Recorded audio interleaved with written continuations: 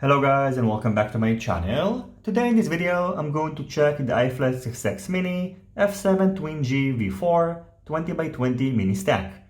In this video I'm going to quickly go over its features, and pretty soon I'm going to feature it in a build video when I'm going to build the FlexRC Colugo 3-inch frame. The iFlight SucceX Mini V4 is available in 4 versions, so you can choose between F4 and F7 versions, and you can get it with or without a bundled VTX. Inside its small box, you can find the mini stack, which is already pre-assembled, a 35 volts 220 microfarad capacitor, an XT30 battery connector, which is already pre-soldered to two 18 AWG battery leads, all the required connectors, including this harness that connects the 4-in-1 ESC with the flight controller, and finally a bag that contains extra M2 nuts and screws. In terms of specs, on the bottom of the SucceX Mini V4 stack, you can find a 40 ampere BLA32 4-in-1 ESC. It supports ESC Telemetry on Uarts 5, and unlike the previous versions of the SucceX Mini, now instead of being connected to the flight controller using pin headers, it's connected using an 8-pins connector. On top of the 4-in-1 ESC, you can find an F7 or an F4 flight controller, depending on the version that you've got. It features 5 free UART ports, so it got you covered, and also 2 ICM-20689 onboard gyros, which by default are set to work simultaneously. Just like the previous SucceX Mini versions, connecting the flight controller to the camera, radio receiver, GPS, and etc. is done using these provided harnesses, so it will require you a very minimal soldering work.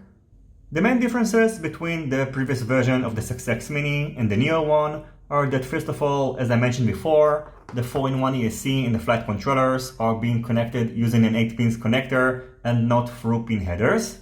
The 4-in-1 ESC has been upgraded to 40 amperes instead of 35 amperes, and now instead of using these small soldering pads, it's using bigger ones which are easier to work with.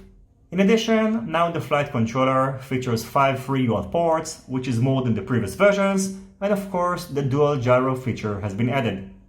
The weight of the SucceX Mini V4 stack, not including the VTX, is 15.5 grams, and its outer dimensions are 30.9 by 29.5 by 11 millimeters.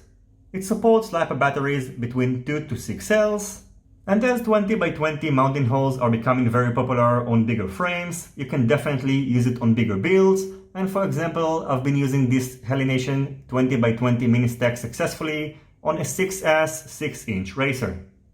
In terms of pricing, the iFlight F7 TwinG Mini V4 stack goes for around $77, so it's not cheap, but pretty much at par with the Daton Mamba F7 mini stack, which I'm going to review soon, and cost $80. The Daton stack is a little bit lighter and weighs 12.1 grams, but it's a little bigger than the iFlight stack, features 30 ampere BLA32 ESCs comparing to 40 ampere ones, features 6 free UART ports versus 5, and doesn't have the dual gyro feature. In addition, unlike the iFlight flight controller, it doesn't have any plugs, so you can see that the pads are very close to each other, so I think that the iFlight flight controller is a little bit easier to work with. So that's going to be it for my overview of this all-in-one stack, and as I mentioned in the beginning of the video, I'm going to feature it soon on a build video, so stay tuned. As always, I thank you for watching my video. I hope you enjoyed it and you find it useful. If you have any questions, feel free to ask them in the comments section down below.